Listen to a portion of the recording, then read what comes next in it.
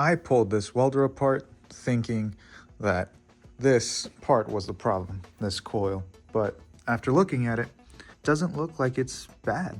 If you're new here, this is ArcLogic MediaWorks, Miller Big Blue 500D project. I flip these industrial machines like this Miller welder generator.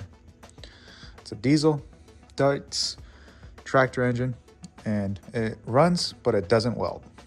Now, according to what the seller said, and also some of the tests that I took with my multimeter, this thing was bad, but it's not.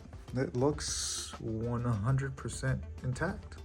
We even tested it with resistance, some shorts, and nothing. So what's going on?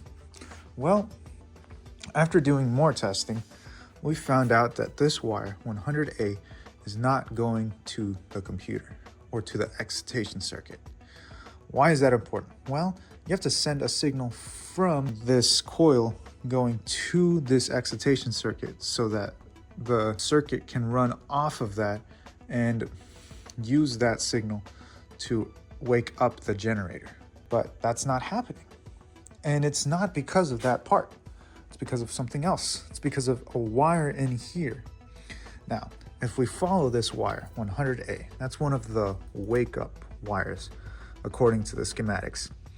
If we follow it, you go down here, you get to this wire right here, 137A. 137A, and it goes right here. Well, here's the problem. It goes right there, right? And this looks like a junction block. It's supposed to send signal somewhere else, but it doesn't. I have no continuity to any of these wires going anywhere. So that makes our problem a lot nastier. So we're gonna have to sort through all this wiring and see where this goes, because this is supposed to be one of the wires that powers the excitation circuit. So we'll have to do a lot more diagnostics, and we still have cleaning up to do with the concrete. So after doing that, the next episode will simply just be a lot more diagnostics. And also, we have to use a bunch of tools to take that off. It sucks that this is not the problem, but at the same time, that's now $1,300 to $1,500 saved. Just like that, the blink of an eye. Because this new costs that much. Yes, it does.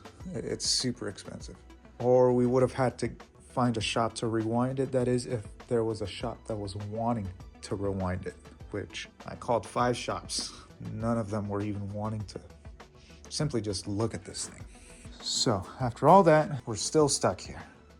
On the next episode of this project, we'll be digging deeper into why this wire isn't going where it's supposed to go.